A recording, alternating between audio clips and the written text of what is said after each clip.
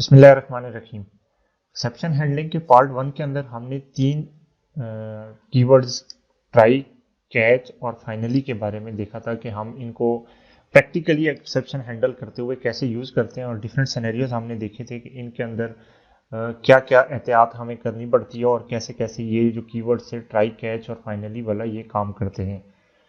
और फिर हमने कहा था कि जो हमारा पार्ट टू होगा उसके अंदर जो रिमेनिंग हमारे कीवर्ड्स हैं और जो डिफरेंट सम स्पेशल सिनेरियोज हैं कि एक्सेप्शन को यूज़ करने के, क्रिएट करने के, तो उनके बारे में देखेंगे।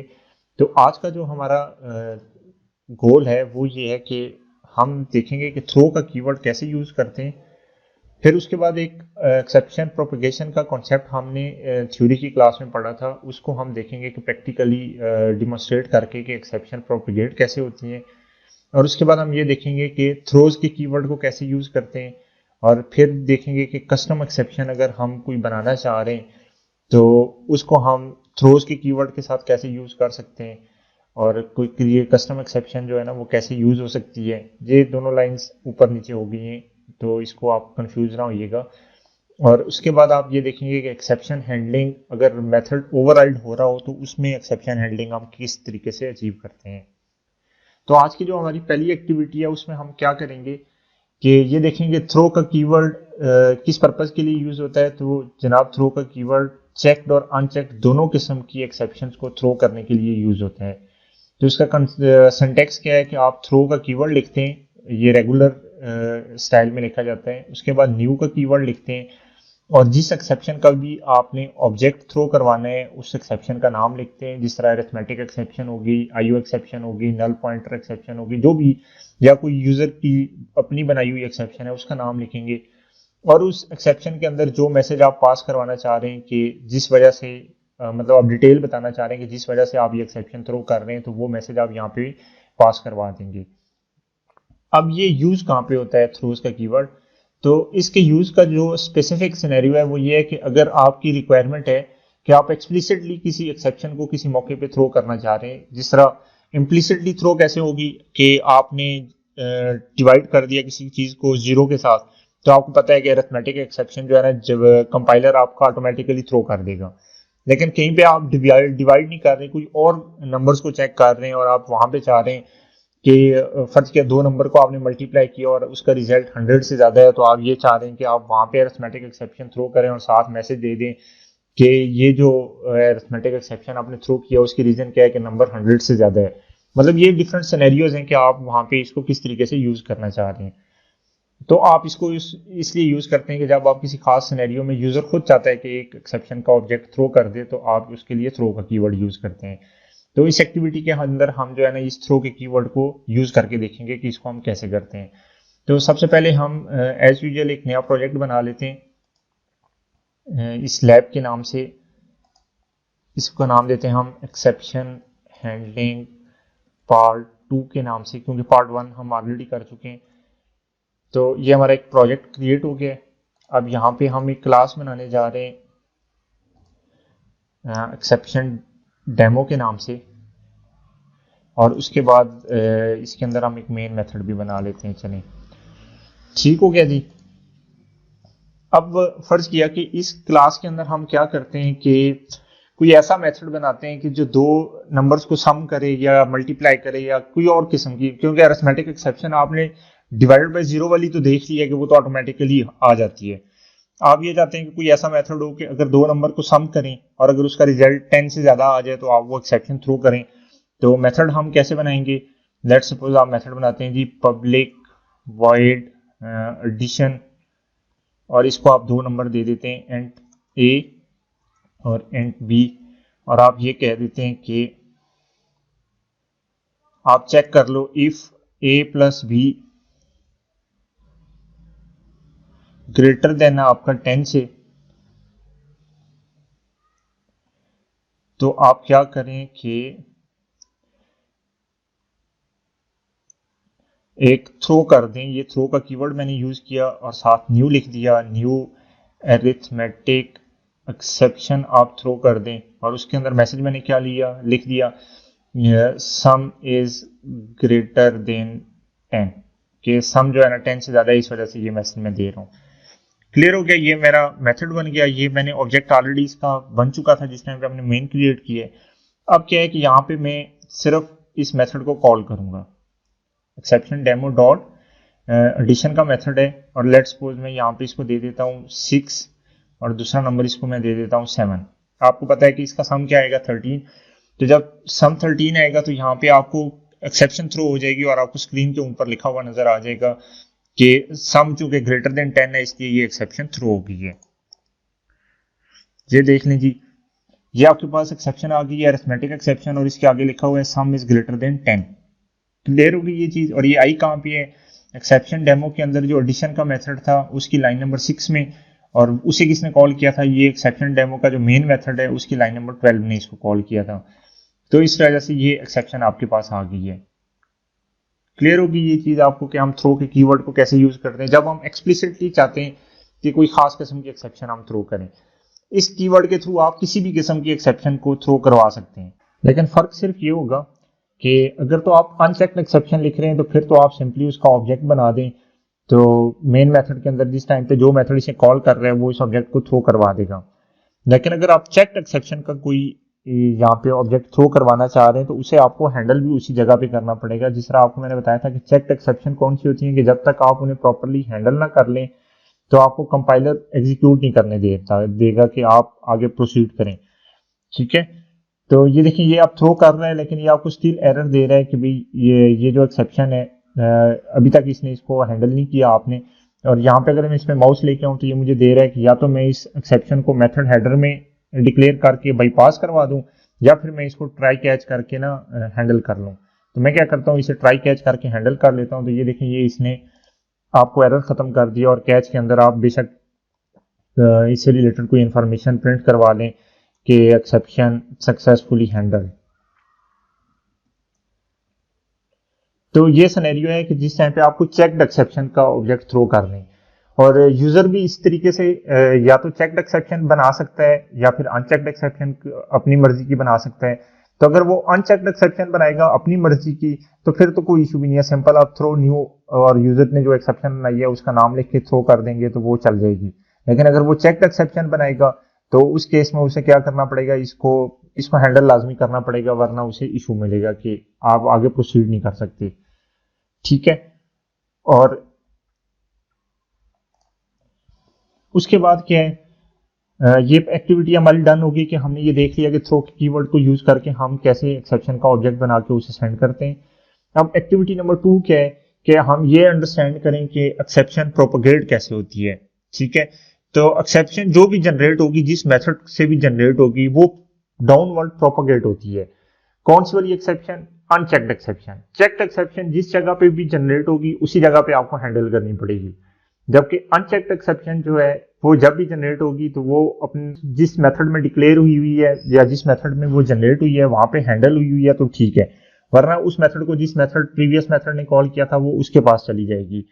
और अगर उस प्रीवियस मेथड ने हैंडल कर लिया तो ठीक है, वरना उसको जिस प्रीवियस ने किया था उसके पास चली जाएगी और अनटिल करते करते मेन प्रोग्राम के अंदर चली जाएगी। वहां पे भी अगर वो हैंडल नहीं हुई तो आपका प्रोग्राम टर्मिनेट हो जाएगा और इसके साथ ही आपके प्रोग्राम की एग्जीक्यूशन खत्म हो जाएगी। और ये आपने ध्यान में रखना है कि सिर्फ अनचेक्ड एक्सेप्शन जो है ना वो प्रोपोगेट होती है बैकवर्ड, जो चेक्ड एक्सेप्शन है वो प्रोपोगेट नहीं होती। तो इसको हम देख लेते हैं प्रैक्टिकली करके।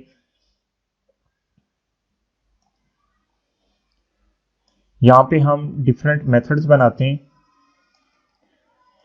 डेमो क्लास है, इसके अंदर मैं बनाने जा रहा हूँ, फर्ज किया कि स्टैटिक वॉइड एक मेथड बना लेता हूँ टॉप, और इसी तरह एक मेथड में बना लेता हूँ स्टैटिक वॉइड मिडल, ताकि आप लोगों को जरा अंडरस्टैंडिंग हो जाए। मैं नाम इसलिए इसके ऐसे रख रहा हूँ कि हम 3 मेथड बनाएंगे, एक टॉप का होगा, एक मिडल का होगा और एक बॉटम का होगा। स्टैटिक वॉइड बॉटम, ठीक है, ये 3 लेवल में बना लिए। और उसके बाद मेन मेथड के अंदर हम क्या करेंगे कि बॉटम वाले मेथड को कॉल करेंगे, और बॉटम वाले मेथड में हम क्या करते हैं, मिडल वाले मेथड को कॉल कर लेते हैं।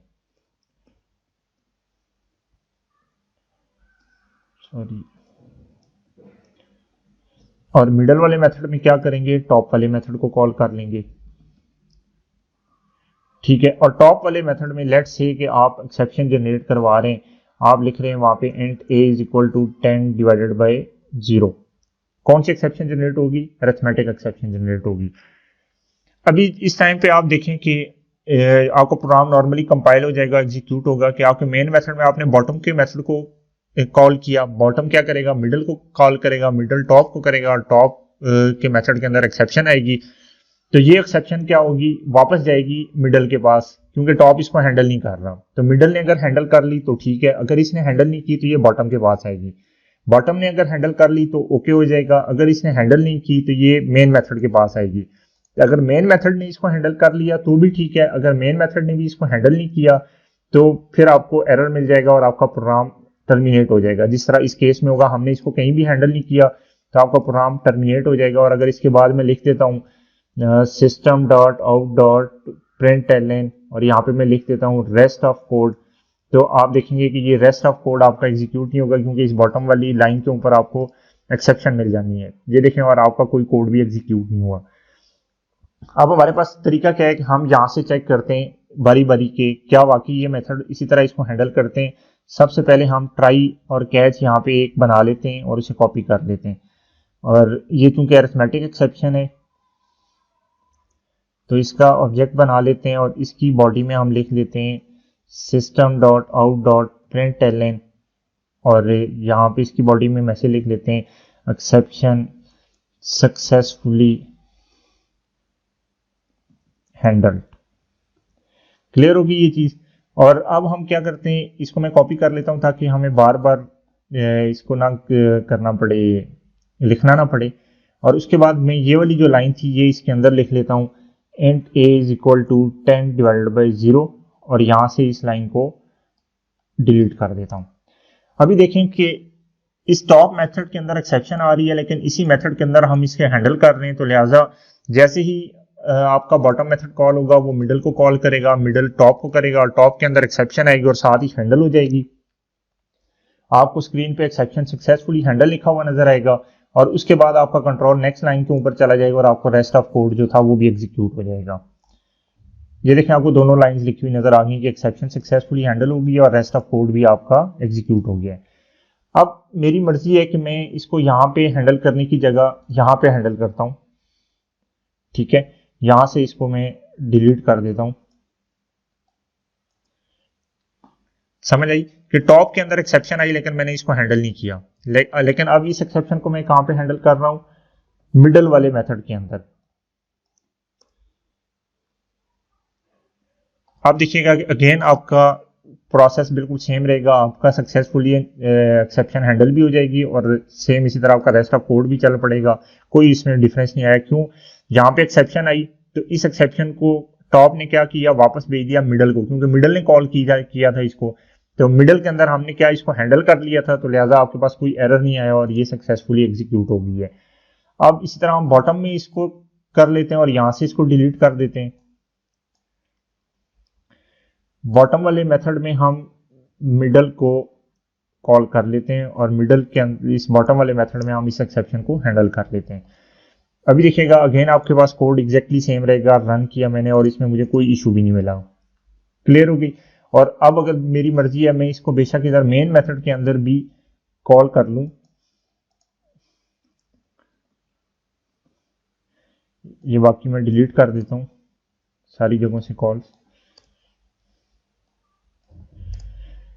ठीक है, अब क्या होगा कि इस मेन मेथड के अंदर बॉटम कॉल हुआ है तो बॉटम क्या करेगा, मिडल को कॉल करेगा, मिडल टॉप को करेगा। टॉप जो है ना उसके अंदर एक्सेप्शन आएगी, एक्सेप्शन वापस मिडल के पास आएगी क्योंकि टॉप ने उसको हैंडल नहीं किया।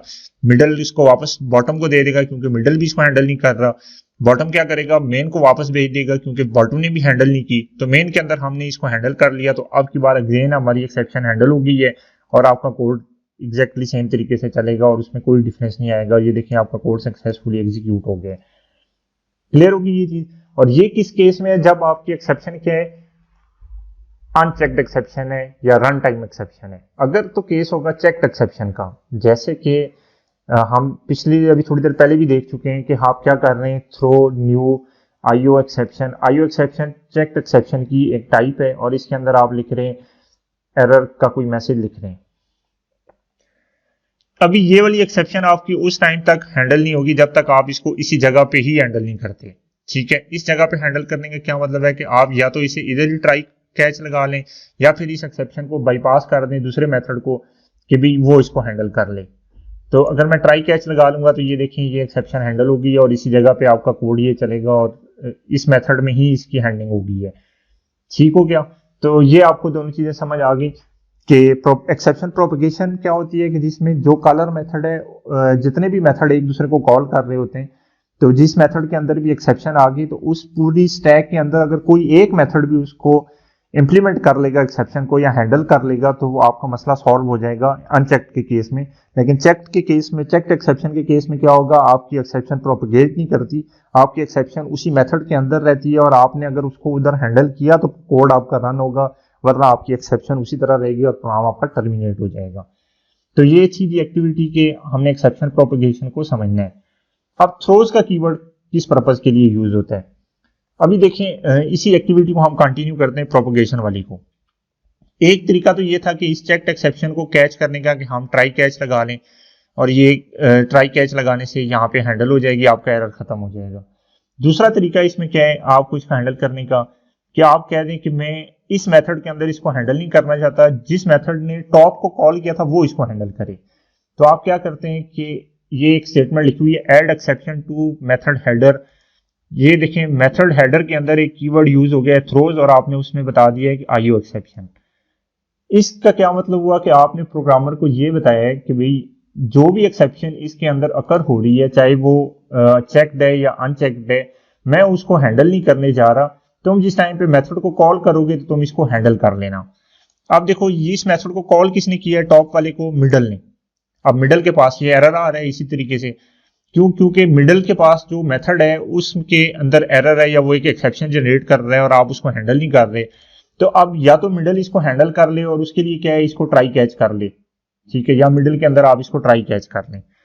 तो अगर मिडल के अंदर आप इसको ट्राई कैच नहीं करते तो मिडल के पास भी सेम वही ऑप्शन मौजूद है कि ये क्या करे, आप यहाँ पे लिखें थ्रोस और साथ लिख दें कि आईओ एक्सेप्शन, क्योंकि मिडल ने कहा है कि मैं भी इसको इंप्लीमेंट नहीं करता या हैंडल नहीं करता, जिस बंदे ने मुझे या जिस मेथड ने मुझे कॉल किया था ना ये उसकी रिस्पॉन्सिबिलिटी है कि वो करे। तो आपने देखा जैसे ही आईओ एक्सेप्शन मैंने थ्रोज की तो इस यहाँ पे बॉटम वाला जो फंक्शन था यहाँ पे एरर आ गया आपको, क्यों? क्योंकि आप बॉटम की रिस्पॉन्सिबिलिटी है कि वो इस मिडल वाले फंक्शन की तरफ से जो भी एक्सेप्शन आ रही है उसको हैंडल करे। अब इसको हैंडल करने के भी वही दो तरीके हैं, या तो आप इसके ट्राई कैच लगा दें और इसको इसी जगह पे हैंडल करके खत्म कर दें, या फिर आप इसको क्या कर दें थ्रोज कर दें। तो आपने इसको भी थ्रोज किया तो ये देखें ये यहाँ पे आपके पास एरर आ गया, ठीक है। अब यहाँ पे आप इसको हैंडल कर रहे हैं लेकिन गलत एक्सेप्शन के साथ हैंडल कर रहे हैं, तो इस वजह से आपको ये इशू दे रहा है। आप यहाँ पे लिख दें आईओ एक्सेप्शन, तो मसला खत्म हो गया, आपकी एक्सेप्शन हैंडल हो गई है। फर्ज किया कि आप यहाँ पे भी इसको हैंडल नहीं करते हैं, यहाँ पे भी आप ट्राई कैच नहीं लगाते हैं, तो क्या होगा? तो आपको सिस्टम एरर देता रहेगा कि नहीं आपकी ये एक्सेप्शन जो है ना, ये जो मेथड आप बॉटम कर रहे हैं ये एक एक्सेप्शन भेज रहा है आईओ एक्सेप्शन के नाम से, या तो आप इसको हैंडल करें तब मैं इसको कॉल करूंगा, अगर हैंडल नहीं कर रहे आप तो मैं इसको कॉल नहीं करूंगा। यहाँ पे भी आपके पास वही दो ऑप्शन है कि या तो आप ट्राई कैच लगा के इसको हैंडल कर लें या फिर आप यहाँ पे भी थ्रोज कर दें, ठीक है। अब जब आपने यहाँ पे भी थ्रोज कर दिया तो अब सारे मेथड्स ने इस एक्सेप्शन को नजरअंदाज कर दिया है। तो इस केस में क्या होगा, जिस टाइम पे आप प्रोग्राम रन करेंगे तो आपको कंपाइल टाइम और सॉरी रन टाइम एरर मिल जाएगा, क्योंकि आपके प्रोग्राम में एक एक्सेप्शन थी और आपने इसको हैंडल नहीं किया। तो रिजल्ट क्या हुआ कि वो आपको एरर मिल गया और आपका प्रोग्राम यहीं से टर्मिनेट हो गया, आपका रेस्ट ऑफ कोड जो था वो भी एग्जीक्यूट नहीं हुआ। तो इससे आपको समझ आ गई कि थ्रोज का कीवर्ड क्यों यूज करते हैं। थ्रोज का कीवर्ड अगर किसी भी मेथड के साथ आप लगा देंगे तो वो इस चीज की निशानी है कि भाई ये मेथड जो है इसके पास कोई एक्सेप्शन आ रही है या ये एक्सेप्शन जनरेट कर रहे हैं और अब आपने इसको इम्प्लीमेंट करना है। तो अगर आप करेंगे इम्प्लीमेंट तो ठीक है, एक्सेप्शन हैंडल हो जाएगी। अगर आप इम्प्लीमेंट नहीं करेंगे तो वो फिर चलते चलते आप जहां पे भी फाइनल आप आ जाएंगे कि जहां से मजीद आप उसको हैंडल नहीं कर रहे, या जिसका मेन मेथड था ये, तो वहां पे आपको एरर मिल जाएगा कि आप ने प्रोग्राम को हैंडल नहीं किया एक्सेप्शन को, तो इस वजह से आपका प्रोग्राम टर्मिनेट हो गया।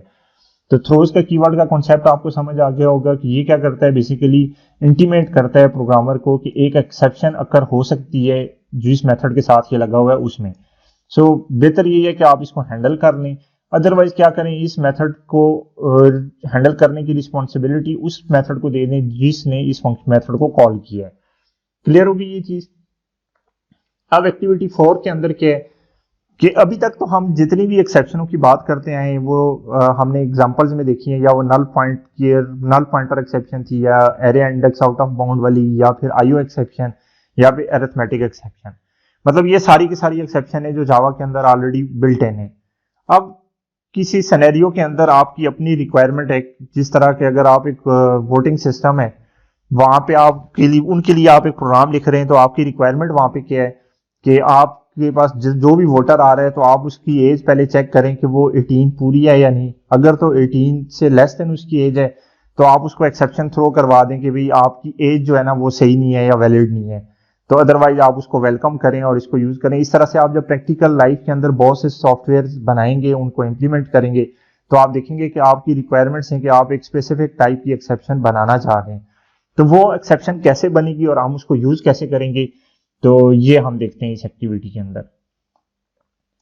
लेट्स सपोज कि हम एक एक्सेप्शन बनाना चाह रहे हैं जो एज वैलिडेट करे, या एज वैलिडेशन एक्सेप्शन के नाम से बनाना चाह रहे हैं। तो हम उसका क्या करेंगे, एक क्लास बनाएंगे और उसका नाम क्या लिखेंगे, एज वैलिडेशन एक्सेप्शन। क्लियर होगी। और उसके बाद आपने क्या करना है, ये एक एज वैलिडेशन एक्सेप्शन आ गई। अब आपकी मर्जी है कि आप इसे चेक्ड एक्सेप्शन बनाना चाहते हैं या अनचेक्ड एक्सेप्शन बनाना चाह रहे हैं।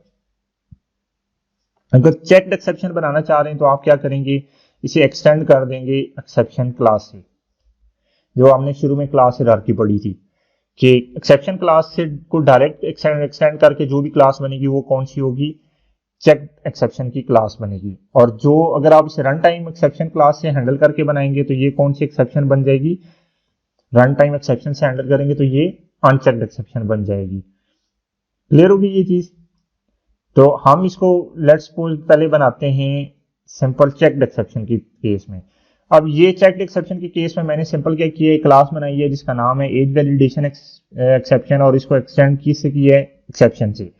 अब इसका मैं जो कंस्ट्रक्टर बनाऊंगा उसमें क्या लिखूंगा, पब्लिक एज वैलिडेशन एक्सेप्शन, और साथ ही मैं मैसेज यहां पे लिख दूंगा जो भी स्ट्रिंग के अंदर मेरा मैसेज आता है।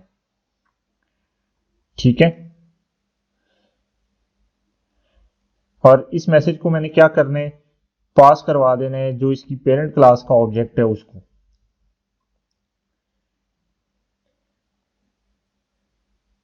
सॉरी, ये मैंने आर्गुमेंट लेना था, इसे स्ट्रिंग में नहीं लिखना था, आर्गुमेंट। तो ये मैंने क्या किया, एक इसका कंस्ट्रक्टर बनाया और उसे एक आर्गुमेंट में क्या दिया, स्ट्रिंग टाइप का कोई मैसेज इसे आर्गुमेंट में मिलेगा तो ये मैसेज क्या करेगा, जो उसकी पेरेंट क्लास है यानी एक्सेप्शन क्लास है उसके कंस्ट्रक्टर को भेज देगा।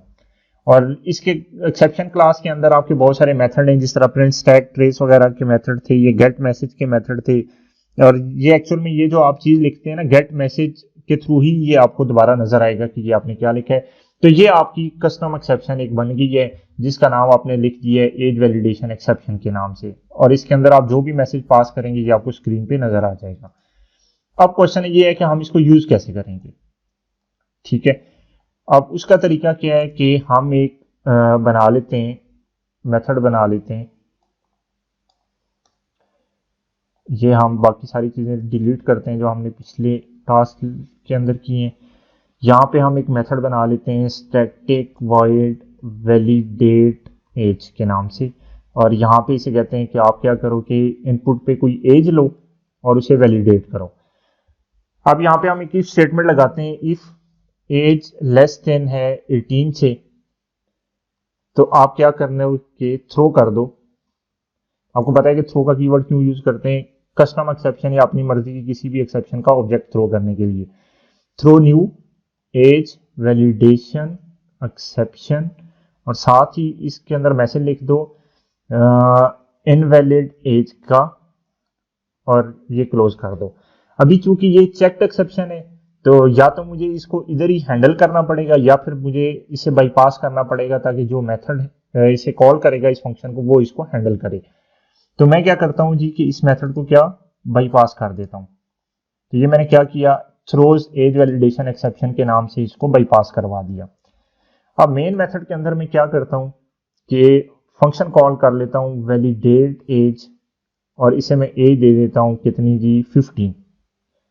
अब देखें ये मुझे एरर दे रहा है। एरर क्यों दे रहा है? क्योंकि वैलिडेट एज वाला फंक्शन एक एक्सेप्शन ऑलरेडी इसको भेज रहा है एज वैलिडेशन एक्सेप्शन के नाम से, और अगर तो मैं इसे हैंडल नहीं करूंगा तो ये मुझे एरर देता रहेगा। जो थ्रोज का कीवर्ड अभी मैं आपको थोड़ी देर पहले बता रहा था, तो अगर मैं इसको हैंडल नहीं करूंगा तो ये मुझे एरर देगा, और अगर हैंडल करूंगा तो उसके दो तरीके हैं, या तो मैं इसको ट्राई कैच के अंदर करूंगा, या फिर मैं इस मेन मेथड को भी थ्रोज कर दूंगा। अगर मेन मेथड में मैं थ्रोज कर देता हूं तो फिर आपका प्रोग्राम यहीं पे टर्मिनेट हो जाएगा, क्योंकि एक्सेप्शन जनरेट होगी और आपने उसको हैंडल नहीं किया, और इस वजह से प्रोग्राम टर्मिनेट हो जाएगा। तो अगर इसको मैं यहाँ पे ट्राई कैच हैंडल कर लेता हूँ, तो यहाँ पे मैं इससे रिलेटेड जो भी डिटेल थी वो प्रिंट करवा सकता हूँ, या फिर मैं सिंपल एक system.out.println करके स्क्रीन पे स्टेटमेंट लिख देता हूं कि सक्सेसफुली हैंडल्ड। होपफुली ये बात आपको समझ आ गई होगी। अभी देखिएगा कि जिस जैसे ये प्रोग्राम रन होगा तो आपको स्क्रीन के ऊपर क्या पहले लिखा हुआ नजर आएगा कि ये इनवैलिड एज है, क्योंकि मैंने 15 लिखी है, और उसके बाद सक्सेसफुली हैंडल लिखा हुआ नजर आ जाएगा। और ये देखें सक्सेसफुली हैंडल लिखा हुआ आपको नजर आ गया। तो इस तरीके से मैंने क्या कर लिया, इस एक्सेप्शन को हैंडल कर लिया। अब अगर मैं इसको हैंडल नहीं करता, यहाँ पे ये इनवैलिड एज मुझे क्यों लिखा हुआ नजर नहीं आया? क्योंकि ये जो ऑब्जेक्ट था वो मैंने हैंडल कर लिया, तो इसलिए सक्सेसफुली हैंडल लिखा हुआ नजर आ गया। अगर मैं इसे हैंडल ना करता, इसको इस तरीके की जगह मैं इस तरह करता हूं कि वैलिडेट एज 15, और मैं यहाँ पे इसे भी कह देता हूं कि आप क्या कर दो, थ्रोज कर दो एज वैलिडेशन एक्सेप्शन। ठीक है, अब ये प्रोग्राम आपका रन होगा तो आपको स्क्रीन पे क्या मिलेगा, इनवैलिड एज की एक्सेप्शन मिलेगी। मतलब कि आपको प्रोग्राम तो यहाँ पे टर्मिनेट हो जाएगा क्योंकि आपने एक्सेप्शन को हैंडल नहीं किया, और आपको स्क्रीन पे क्या लिखा हुआ आएगा, एज वैलिडेशन एक्सेप्शन, और साथ ही आपके आगे मैसेज में क्या आएगा, इनवैलिड एज। ये देखें जी, आपको एज वैलिडेशन एक्सेप्शन मिल गई और साथ उसके मैसेज में आ गया कि इनवैलिड एज है। तो इस तरीके से आप अपनी मर्जी से कोई भी एक्सेप्शन बना सकते हैं और उसको थ्रो भी करवा सकते हैं और उसको हैंडल भी कर सकते हैं। ये थ्रो और थ्रोज के कीवर्ड्स के दरमियान बेसिक डिफरेंस था। तो ये वाली एक्टिविटी हमने कंप्लीट कर ली है कि हमने एक एज वैलिडेशन की एक्सेप्शन भी बना लिया और उसको चेक भी कर लिया कि ये कैसे होती है। अब हम देखते हैं कि ओवरराइडिंग के केस में एक्सेप्शन को हम कैसे हैंडल करते हैं। अब ओवरराइडिंग का केस कैसे बनता है कि हम यहाँ पे दो क्लासेस बना लेते हैं। एक क्लास बनाते हैं पेरेंट क्लास,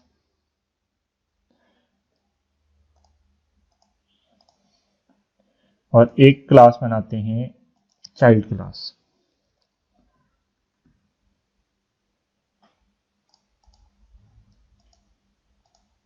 ठीक है, और चाइल्ड क्लास क्या करेगी, एक्सटेंड्स करेगी पेरेंट क्लास को, ताकि हमारी इनहेरिटेंस का रिलेशनशिप हो जाए।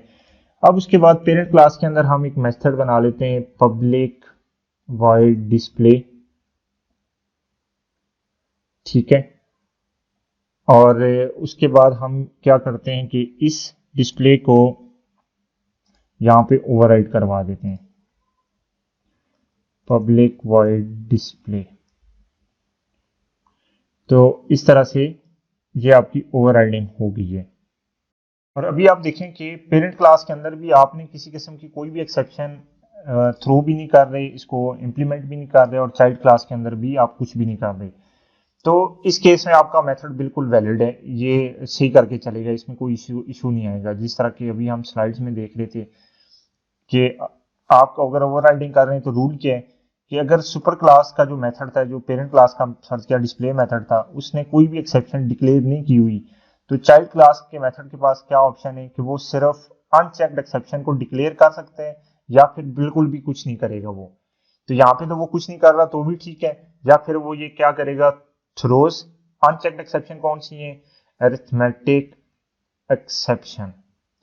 तो ये ठीक हो गया, अनचेक्ड एक्सेप्शन थी, इस वजह से इसको जब हम थ्रोज करेंगे तो ये बिल्कुल ठीक हो जाएगा, इसको कोई इशू भी नहीं है। लेकिन अगर आप यहाँ पे कोई चेक्ड एक्सेप्शन थ्रो करवाना चाह रहे हैं तो आपको एरर मिलेगा। क्यों? क्योंकि पेरेंट क्लास के अंदर आपने किसी भी किस्म की कोई भी एक्सेप्शन थ्रो नहीं करवाई थी, इसलिए चाइल्ड क्लास के अंदर आप अगर चेक्ड एक्सेप्शन थ्रो करने की कोशिश कर रहे हैं तो आपको एरर मिलेगा। और वो एरर क्या होगा ये देख लीजिएगा, exception in overriding method display are not compatible with throws in parent class display, कि आपकी जो एक्सेप्शन आप ओवरराइडिंग मेथड के अंदर यूज कर रहे हैं ये कंपैटिबल नहीं है पेरेंट क्लास वाले के साथ, तो इसलिए आपको ये एरर मिलेगा। तो फिर आपके पास ऑप्शन क्या है कि या तो आप कोई भी एक्सेप्शन यहाँ पे डिक्लेयर ना करें, ठीक है, या अगर आप डिक्लेयर करते हैं तो रन टाइम एक्सेप्शंस डिक्लेयर करें। तो ठीक है, अगर आप समझते हैं कि इस मेथड के अंदर आप कोई ऐसा काम करने जा रहे हैं जो रन टाइम एक्सेप्शंस में आता है तो वो बिल्कुल ठीक है। तो ये आपके पास पहला रूल है। और दूसरा रूल क्या है आपके पास, अगर पेरेंट क्लास जो है ना वो किसी एक्सेप्शन को इंप्लीमेंट कर रहा है या डिक्लेयर कर रहा है सम एक्सेप्शन, तो चाइल्ड क्लास क्या कर सकता है, या तो वो सेम एक्सेप्शन को डिक्लेयर करेगा, या फिर उसकी सब क्लास को डिक्लेयर करेगा, या फिर वो कोई भी एक्सेप्शन जो उसकी पेरेंट क्लास के अंदर एक्सेप्शन है उसकी चाइल्ड क्लास डिक्लेयर करेगा, उसकी पेरेंट क्लास को वो डिक्लेयर नहीं कर सकता। और ये हम करके देखते हैं कि कैसे है। लेट सपोज कि पेरेंट क्लास के अंदर ये जो डिस्प्ले मेथड था ये थ्रोज कर रहा था एक्सेप्शन को जो सबकी पेरेंट क्लास है। तो चाइल्ड क्लास के अंदर उसकी आपने चाइल्ड क्लास लिख दी, ये बिल्कुल ठीक है। आपने कोई और एक्सेप्शन लिख दी जो इसकी चाइल्ड क्लास थी, तो ये बिल्कुल ठीक है, आप इसको बिल्कुल इस तरह यूज कर सकते हैं। लेकिन अगर सपोज करें कि यहाँ पे आपने लिख दी है अरिथमेटिक एक्सेप्शन की एग्जांपल ले लेते हैं। अरिथमेटिक एक्सेप्शन आपने यहाँ पे डिक्लेयर किया पेरेंट क्लास में, तो इसकी जो पेरेंट क्लास है वो आप यहाँ पे डिक्लेयर कर रहे हैं, तो ये आपको नहीं करने देगा, आपको इशू दे देगा कि भाई आप ऐसा काम नहीं कर सकते, क्योंकि पेरेंट क्लास के अंदर जो लोअर क्लास की एक्सेप्शन है और चाइल्ड के अंदर आप सुपर क्लास की एक्सेप्शन जो है ना उसकी नहीं दे सकते। आप अरिथमेटिक की लोअर क्लास की दे सकते हैं या फिर सेम अरिथमेटिक की देंगे तो भी चलेगा, तो भी आपका एरर नहीं आएगा। तो ये तरीका है आपका, अगर आप ओवरराइडिंग दो मेथड्स की कर रहे हैं तो उनके अंदर आप एक्सेप्शंस को कैसे हैंडल करते हैं। और लास्ट स्टूडेंट्स की एक्टिविटी है कि इस एक्टिविटी के अंदर स्टूडेंट्स क्या करेंगे, एक यूज्ड कार एक्सेप्शन की क्लास बनाएंगे जो एक्सेप्शन को एक्सटेंड करके बनेगी, यानी चेक्ड एक्सेप्शन की क्लास होगी। और इसका जो कंस्ट्रक्टर होगा वो क्या करेगा, आपके पास VIN नंबर की वैल्यू लेगा और पेरेंट कंस्ट्रक्टर जो है उसके अंदर जो मैसेज है उसको पास करवा देगा कि भाई इसका VIN नंबर ये है। और आप इस क्लास को यूज कार एक्सेप्शन डॉट जावा के नाम से सेव करेंगे। फिर आप क्या करेंगे कि एक नई क्लास बनाएंगे यूज्ड कार के नाम से, और उसके अंदर ये 3-4 फील्ड्स हैं वो बनाएंगे, एक VIN होगी, एक मेक होगा, ईयर होगा, माइलेज और प्राइस। फिर यूज्ड कार का कंस्ट्रक्टर क्या करेगा, थ्रोज करेगा यूज्ड कार एक्सेप्शन जो आपने ये वाली बनाई थी जिस टाइम पे VIN 4 डिजिट का नहीं है उस टाइम पे, या फिर जो मेक है उसकी वो फोर्ड नहीं है उस टाइम पे, या फिर फोर्ड के अलावा होंडा, टोयोटा, क्रिसलर और अदर इसमें से अगर कोई है तो ठीक है, वरना वो क्या करेगा आपको ये एक्सेप्शन थ्रो करेगा। अगर वो ईयर जो है वो भी 1997 और 2017 इनसे हट के कुछ होगा तो वो आपको एक्सेप्शन थ्रो करेगा। या फिर आप क्या करेंगे, माइलेज या प्राइस अगर माइनस में चली जाती है तो वो तब भी आपको एक्सेप्शन थ्रो करेगा। और आपने इस क्लास को किसमें, यूज्ड कार डॉट जावा के नाम से सेव करना है। फिर आपने एक मेन क्लास बनानी है या टेस्ट क्लास जिसको आप कह लें, और उसके अंदर एक एरे बनानी है जिसके अंदर 7 ऑब्जेक्ट्स होंगे यूज्ड कार के, वो आप लोगों ने बनाने, और उसके बाद उनके साथ आपने इन एक्सेप्शंस को हैंडल करना है। फिर आपने ये बताना है कि भाई display a list of only used car object that were constructed successfully, और उसके बाद आपने इस फाइल को थ्रो यूज्ड कार एक्सेप्शन के नाम से सेव कर देना है। तो होपफुली आपको एक्सेप्शन से रिलेटेड सारे टॉपिक समझ आ गए होंगे। पिछली जो लैब थी उसके अंदर हमने पहले 3 कीवर्ड्स किए थे कि ट्राई, कैच और फाइनली को कैसे यूज करते हैं। इस लैब के अंदर हमने थ्रो और थ्रोज को किया है, और उसके साथ साथ हमने कुछ जरूरी चीजें की कि एक्सेप्शन, कस्टम एक्सेप्शन कैसे बनाते हैं और उसको थ्रो कैसे करवाते हैं। और उम्मीद करता हूं मैं कि आपको सारी चीजें समझ आ गई होंगी।